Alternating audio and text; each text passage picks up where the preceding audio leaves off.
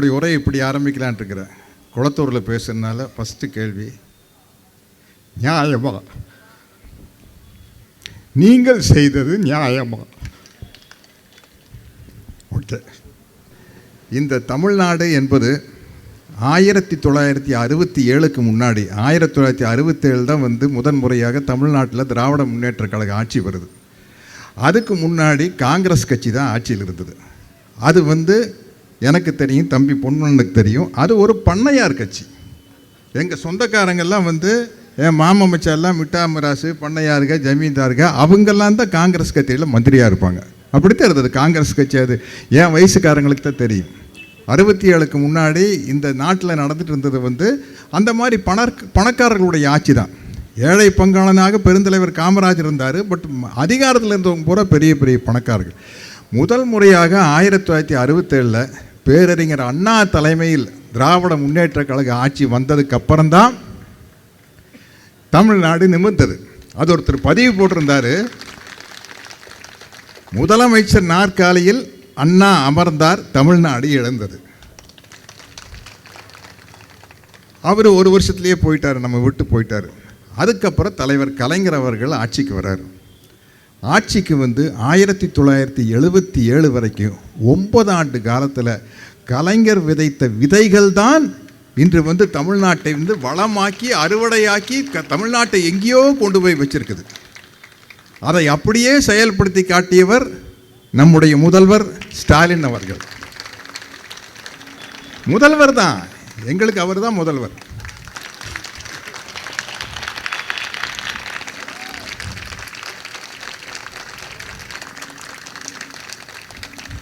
அன்பின் முதல்வர், பண்பின் முதல்வர், பெருந்தன்மையின் முதல்வர் சொன்னார்ல. சட்டசபையில் 41 பேர் கரூரில் செத்துருக்காங்கன்னா எந்த கட்சிக்காரனும் தன் சொந்த கட்சிக்காரன் சாகரன்னு ஆசைப்பட மாட்டான்.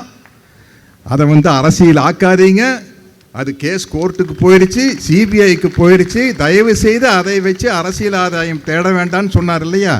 அவர் முதல்வர், பெருந்தன்மையின் முதல்வர், அறத்தின் முதல்வர். அப்படிப்பட்ட முதல்வர் தான் இன்றும் எனக்கு முதல்வர். திமுக ஆளுங்கட்சியாக இருக்கும் போதும் சரி, எதிர்கட்சியாக இருக்கும் போதும் சொல்லி 2020க்கு முன்னாடியே என்னுடைய அன்பு தம்பி சேகர் பாபு கலைஞருடைய பிறந்தநாள் விழாக்கு என்னை அழைப்பார். பெரியார் திடலில் நான் வந்திருக்கிறேன். அதுக்கப்புறம் ஒரு முறை நம்முடைய தலைவர் ஸ்டாலின் அவர்களுடைய பிறந்தநாளுக்கு அழைச்சப்போ நான் சொன்னேன், தம்பி கலைஞர் அவர் வசனத்தில் நான் 2 படம் நடிச்சிருக்கேன். அதனால் கலைஞர் இப்போ இல்லை, நம்மக்கிட்ட இல்லை, இப்போ பொதுவானவர் ஆகிட்டார். அதனால் வர்றது ஓகே. நம்ம தலைவர் ஸ்டாலின் பிறந்த நாளுக்கு வந்தால் நான் கிட்டத்தட்ட நான் திமுக அனுதாபி தான், நான் கிட்டத்தட்ட திமுக காரனாகவே ஆயிரம் தம்பி, அது எனக்கு பெரிய பிரச்சனையாகுது அப்படின்னு. இப்போ இந்த மேடைக்கு வரும்போது திமுக ஆளுங்கட்சியாக இருக்கும்போது வந்ததை விட ரொம்ப கெத்தாக வந்திருக்கேன்.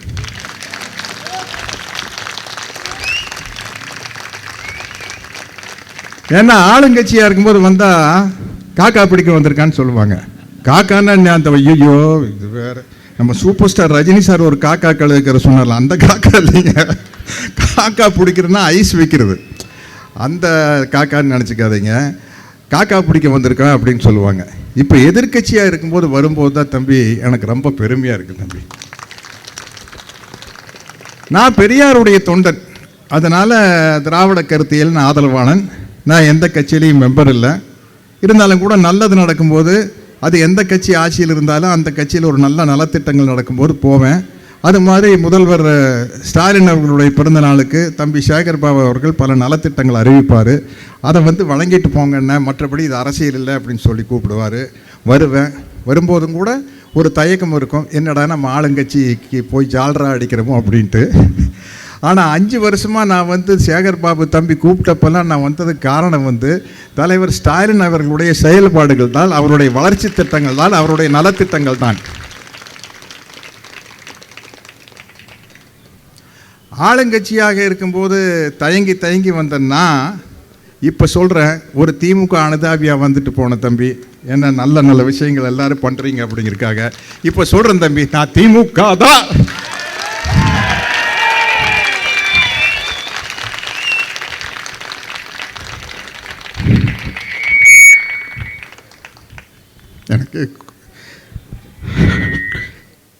குளத்தூரில் தலைவர் ஜெயிச்சு,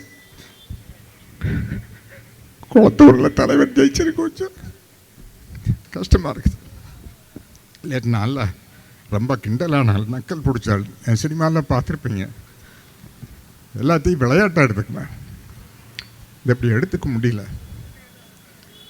ஓகே, பட்டு தெரிந்துனா அத்தை புத்தி வரும். படுங்க படுங்க, பட்டு தெரிந்துங்க, அப்போ தான் புத்தி வரும். இப்பேற்பட்ட தலைவரை தோக்கடிச்சிருக்கிறோம். முதல்வருக்கு உதாரணமாக இருந்தவர் அண்ணா, கலைஞர் வழியில் ஸ்டாலின் அவர்கள். என்னங்க ஒரு முதல்வர் பேசுகிற பேச்சாங்க இது? வாயில் நல்லா வருது, எனக்கு கொடுத்தா நல்லா வரும், நல்லா வரும், நல்லா வரும், எவ்வளோ வேணாலும் நல்லா வரும். என்னை உனி அந்த யாரோ இருக்கிறாங்களா அந்த இன்ஸ்டாகிராமில், என்னமோ அந்த வாரியர்ஸ் வெங்காயன்ட்டு அவங்கெல்லாம் திட்டுவாங்க. கவலையே பட மாட்டேன். இங்கே பிடுங்கி வீசிட்டு ஒன்றும் இல்லை, இங்கேருந்து பிடுங்கி வீசிட்டு போயிடும்.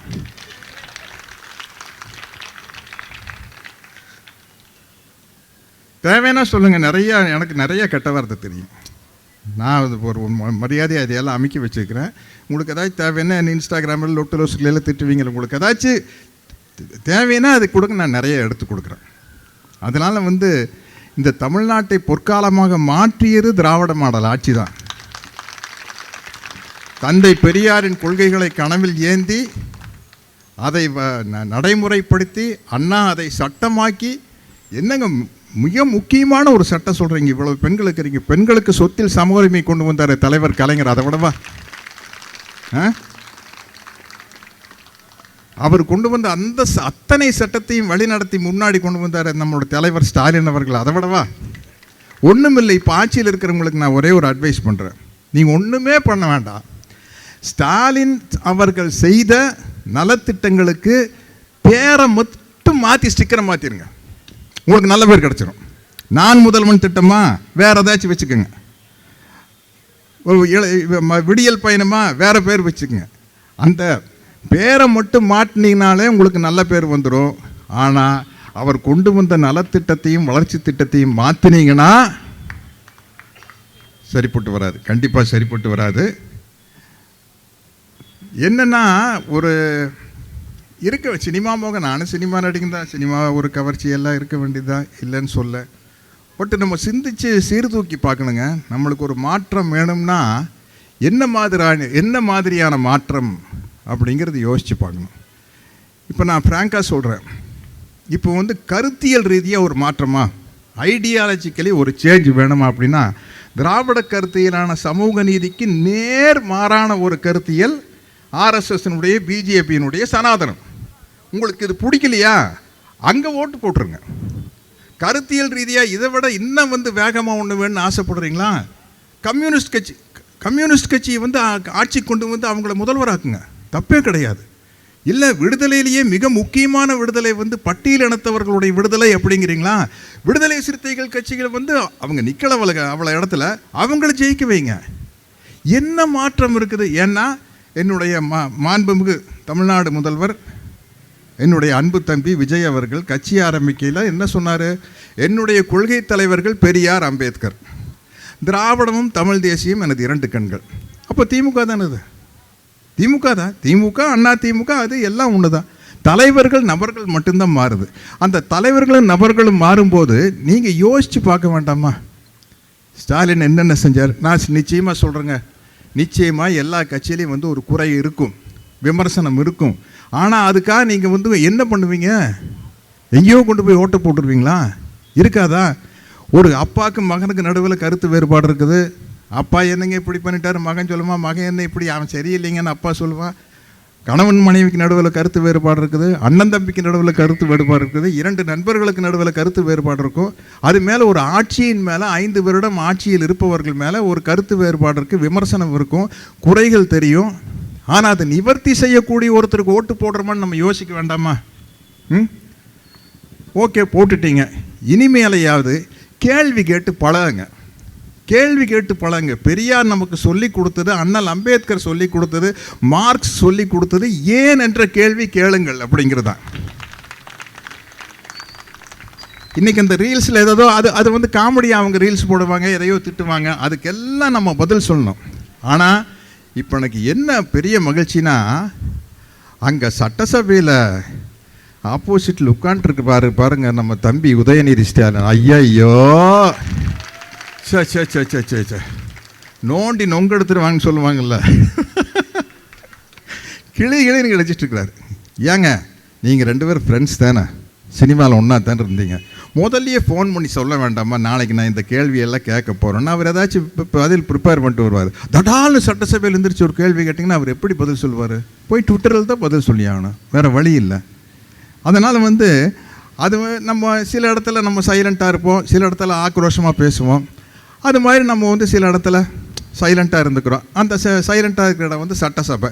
ஆக்ரோஷமாக பேசுகிற இடம் நன்றி தெரிவிக்க போன இடத்துல வந்து ஆக்ரோஷமாக பேசுகிறது. இப்பேற்பட்ட தலைவர் பாருங்கள், குளத்தூரில் தோத்துட்டார். நான் அடுத்த நாள் தலைவருக்கு ஃபோன் பண்ணுறேன், எனக்கு என்ன சொல்கிறேன்னு தெரியல, என்னங்க இப்படி அப்படின்னா, அதை விடுங்க நான் இப்போ நன்றி சொல்கிறதுக்காக போயிட்டுருக்குறேங்கிறார். அடுத்த நாள் நன்றி தெரிவிக்கிற கூட்டத்தில் மக்கள் அத்தனை பேர் அழறாங்க. அவரது மட்டும் இல்லை, அன்பில் மகேஷ் போகிற இடத்துல, தம்பி தமிழன் பிரசண்டாக போகிற இடத்துல, எங்கே எப்படி எங்கே எப்படி ஸ்லிப் ஆச்சுன்னு தெரியல, ஆயிடுச்சு. பராசக்தி படத்தில் நடிகர் திலகம் சிவாஜி, பராசக்தி படம் பார்த்தவங்க எத்தனை பேர் இருக்குன்னு தெரியாது. நடிகர் திலகம் சிவாஜி அவர்கள் வந்து தன்னையுடைய தங்கச்சி பார்க்கறதுக்காக சென்னைக்கு வருவார் ரங்கூன்லேருந்து. வந்த இடத்துல வம்பு பண்ணி அவர் ஒரு கவர்ச்சி நடனத்துக்கு கூப்பிட்டு போய், ஓ ரசிக்கும் சீமானேவா அஜோலிக்கும் கடை அடைந்து, அதுக்கு கலைஞர் தான் அந்த பாட்டு எழுதினார்னு நினைக்கிறேன். ஆமாம் அப்படின்னு நினைக்கிறேன். அப்படின்னு சொல்லி நடிகர்தில் வந்து அங்கேருந்து ரங்கூன்லேருந்து வரும்போது வந்து பாக்கெட்டை பர்செல்லாம் பிக் பாக்கெட் அடிச்சுட்டு போயிடுவாங்க. சோத்துக்கே வழி இருக்காது. கவர்ச்சி நடனத்தை பார்க்க போய் அப்படிப்பட்ட பணக்கார ரங்கூன்லேருந்து வந்து இங்கே ரொம்ப, அப்போ தான் தலைவர் வசனம், காண வந்த தங்கையை கண்டேன் கண்ணற்ற ஓவியமாக, ஆம் கைம்பெண்ணாக, தங்கையின் பெயரோ கல்யாணி, ஆனால் கழுத்திலோ மாங்கல்யம் இல்லை, செழித்து வாழ்ந்த குடும்பம் சீரடிந்து விட்டது, கண்ணிலே நீர் கையிலே பிள்ளை, கல்யாணி அலைந்தால் கல்யாணிக்காக நான் இணைந்தேன் அப்படின்னு சிவாஜி சார் பேசுவார் கலைஞருடைய வசனத்தை. அந்த மாதிரி எங்கேயோ கவர்ச்சி நடனம் பார்க்க போய் இருக்கிறதையெல்லாம் அடிச்சுட்டு போயிட்டாங்க. இது நீ மறுபடியும் நம்ம ரிவைவ் வர்றதுக்கு இனி எல்லாம் வந்து மறுபடியும் வந்து திமுக ஆட்சி வந்து அதை சரி பண்ணு, திமுக ஆட்சி வரும் வந்து தான் சரி பண்ணு. அநேகமாக கலைஞர் அவர்களுடைய 104வது பிறந்த நாளுக்கு நம்ம தமிழ்நாடு முதலமைச்சராக திரு முத்துவேல் கருணாநிதி ஸ்டாலின் அவர்கள் தலைமையில்தான் கலைஞரின் 104வது பிறந்தநாள் நடக்கும்னு நினைக்கிறேன், நடக்கணும்னு ஆசைப்படுறேன். அதுதான் வந்து தமிழ்நாட்டுக்கு நல்லது. இப்போ தலைவர் ஸ்டாலின் அவர்கள் வந்து வெற்றி வாய்ப்பு இழந்தது வந்து ஓரளவுக்கு நான் நல்லா யோசித்து பார்த்தா அவருக்கு நல்லது. கொஞ்சம் ஓய்வெடுக்க முடியும், நல்லா உடற்பயிற்சிகள் செய்ய முடியும், நல்லா மனசை இன்னும் தேர்த்திக்கிட்டு ஒரு ரெஸ்ட்டு தானே. பட் அவருக்கு அது ரெஸ்ட்டு கிடையாது, உழைப்பு தான் ரெஸ்ட்டு. உழைப்பு தான் வந்து ஸ்டாலின் அவர்களுக்கு ரெஸ்ட்டு. இக்கிகைன்னு ஒரு ஜப்பான் தத்துவத்தை நீங்கள் படிச்சிருப்பீங்கன்னு நினைக்கிறேன் தம்பி பொன்வண்ணன் அவர்கள். அதில் வந்து ஜப்பானில் வந்து அவங்களுக்கு வந்து இக்கினோவா அப்படின்னு ஒரு கிராமத்தில், ஒக்கினோவாங்கிற கிராமத்தில் எல்லாம் 100 வயசுக்கு மேலே வாழுவாங்க. அது காரணம் என்னன்னா, அவங்க எல்லாமே சொசைட்டிக்கு வந்து ஏதோ ஒரு சேவை செஞ்சுக்கிட்டே இருப்பாங்க. அதனால தான் பார்த்தீங்கன்னா தந்தை பெரியார் 95 வயசு, முத்தமிழறிஞர் கலைஞர் அவர்கள் 94, 95 வயசு, நல்லகண்ண ஐயா 102 வயசு என்னமோ, சங்கரையா வந்து 101 வயசு தாண்டி, அது மாதிரி அந்த சேவை மனப்பான்மை இருக்கிற நமது தமிழக முதல்வர், நம்முடைய முதல்வர், அன்பின் முதல்வர், பண்பின் முதல்வர், டீசன்சிக்கு முதல்வர். டீசன்சின்னா தெரியுமில்ல என் தம்பி, என்ன பண்பு,